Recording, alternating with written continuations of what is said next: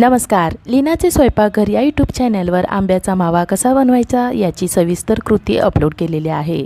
आंबे पिळून नंतर चाळणीने त्याचा रस गाळून घ्यायचा आहे. हा रस आवश्यकतेनुसार गॅसच्या मंद ते मध्यम करून आटून घ्यायचा आहे. 1 किलो रसाला साधारण 2 वाटी साखर लागते. रस आटल्यानंतर याच्यामध्ये आपण 2 वाटी साखर घालणार आहोत. साधारण रस आटण्यासाठी पावणे 2 ते 2 तास लागतात. साखर घातल्यानंतर मिश्रण पातळ होईल.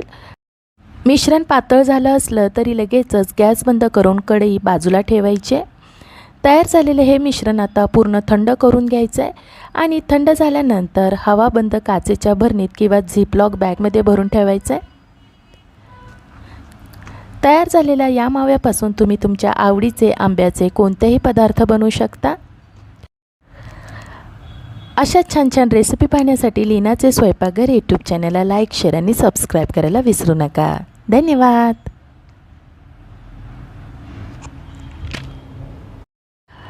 नमस्कार. लीनाचे स्वयंपाकघर या यूट्यूब चॅनलवर आंब्याचा मावा कसा बनवायचा याची सविस्तर कृती अपलोड केलेली आहे. आंबे पिळून नंतर चाळणीने त्याचा रस गाळून घ्यायचा आहे. हा रस आवश्यकतेनुसार गॅसच्या मंद ते मध्यम करून आटून घ्यायचा आहे. 1 किलो रसाला साधारण 2 वाटी साखर लागते. रस आटल्यानंतर याच्यामध्ये आपण 2 वाटी साखर घालणार आहोत. साधारण रस आटण्यासाठी पावणे 2 ते 2 तास लागतात. साखर घातल्यानंतर मिश्रण पातळ होईल.